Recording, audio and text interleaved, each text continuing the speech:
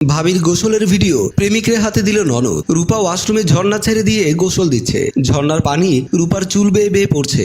দেখতে খুব ভালো লাগছে। রূপা এমনিতেও রূপসী, শরীরের গঠন স্মার্ট। নিজের শরীরের সৌন্দর্য রূপা নিজেই উপভোগ করছে। রূপার ননদ শ্রাবন্তী ওয়াশরুমে ঢুকবে, এমন সময় দরজা খুলতে শ্রাবন্তীর চোখ পড়ল তার সুন্দরীভাবে সুন্দর দেহ।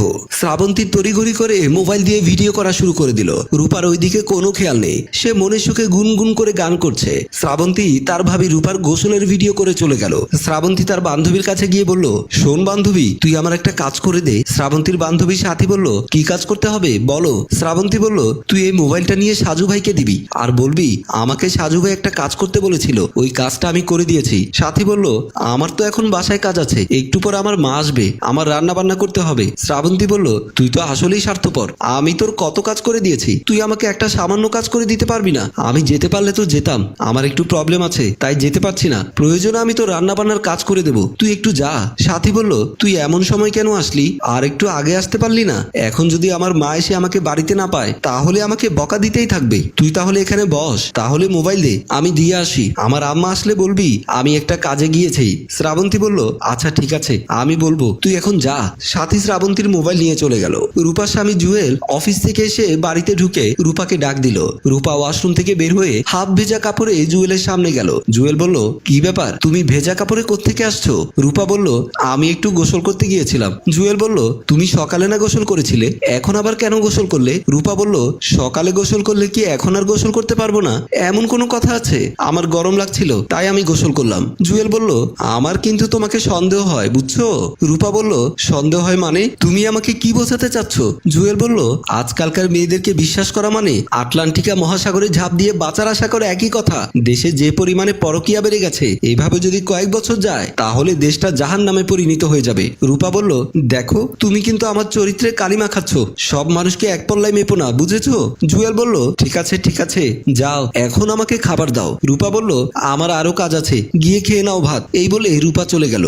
জুয়েলের রূপার উপরে রাগ করে কিচেন রুমের দিকে চলে গেল। জুয়েলের মা রাবিয়া গেছে তার ভাইয়ের বাড়ি বেড়াতে। রাবিয়ার ভাই শহীদ রাবিয়ার কাছে গিয়ে বলল, আপা তোরা কি আমার মান সম্মান শেষ করে দিবি? রাবিয়া বলল, কি হয়েছে? শাহিদ বলল, কি হয়েছে দেখ বলে শাহিদ মোবাইলটা রাবিয়াকে দিল। রাবিয়া মোবাইলে দেখলো তার পুত্রবধূ রূপার গোসলের ভিডিও। এই ভিডিও দেখে রাবিয়া বলল, শহীদ তুই এই ভিডিও কোথায় পেলি? শহীদ বলল, এই ভিডিও একজন আমার মোবাইলে পাঠিয়েছে। রাবিয়া বলল, বৌমা এসব ভিডিও করলো, লজ্জা করলো না? শহীদ বলল, কিসের লজ্জা? আজকালকার মেয়েদের কোনো লজ্জা আছে নাকি? এখন তোরা রাস্তা দিয়ে হাঁটতে পারবি না, মানুষ তোদের মুখে থুতু নিক্ষেপ করবে। রাবিয়া বলল, ভাই তুই আমাকে পরামর্শ দে, আমি কি করব? শহীদ বলল, পরামর্শ একটাই, তুই আগে খবর নিয়ে দেখ, কারো না কারোর সাথে তোর ছেলের বউ পরকিয়া করে, আর সে যার সাথে পরকিয়া করে তাকে তার গোসলের ভিডিও পাঠিয়েছে। তুই গিয়ে আমার ভাগিনাকে বলবি সে যেন বউকে তালাক দিয়ে আরেকটা বিয়ে করে। রাবিয়া বলল, তুই ঠিক বলেছিস, এমনিতে আমারও রুবেলের বউকে ভালো লাগে না, আমি আর দেরি না করে বাড়িতে যাই। এই বলে রাবিয়া বেগম চলে গেল, সাথে ভাইয়ের মোবাইলটাও নিয়ে গেল।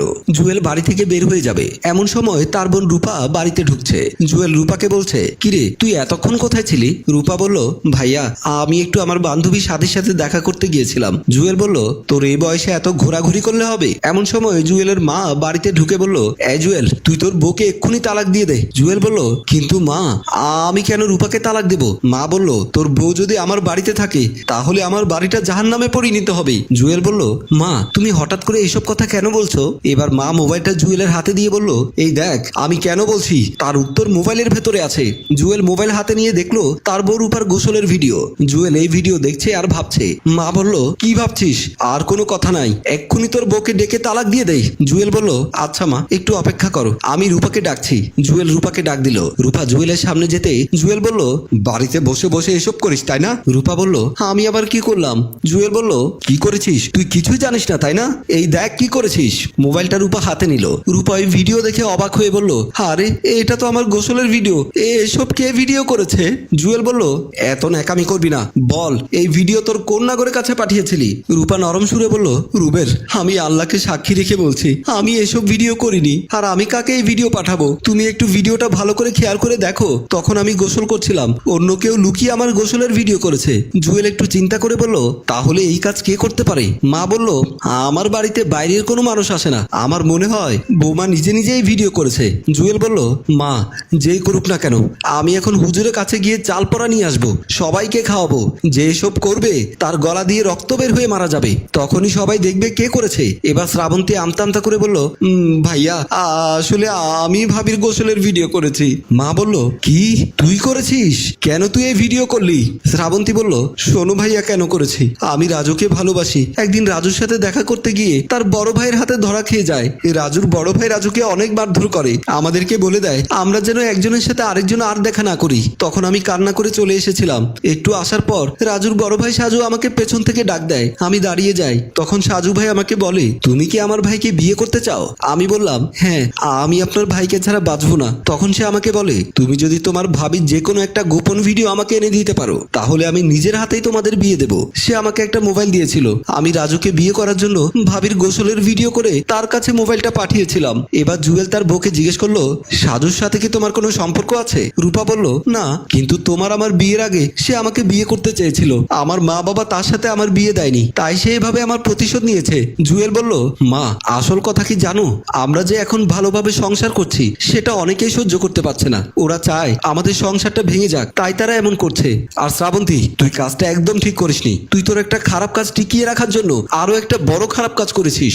মনে রাখবি, খারাপের ফল সবসময় খারাপই হয়। শ্রাবন্তী বলল, ভাইয়া ভাবি, আমার ভুল হয়ে গেছে, আমাকে ক্ষমা করে দাও। রূপা বলল, এখন আমি কি করব? আমার ভিডিও তো সবাই দেখবে। জুয়েল বলল, আমি এক্ষুনি থানায় গিয়ে তার বিরুদ্ধে মামলা করব, তখন ভিডিও নিজ থেকে ডিলিট করে দেবে। সম্মানিত ভিউয়ার্স, গল্পটি ভালো লাগলে লাইক কমেন্ট শেয়ার করে সাথেই থাকুন। রচনা ও পরিচালনায় এম ইদ্রিস, প্রযোজনায় এফ এ নয়ন চৌধুরী।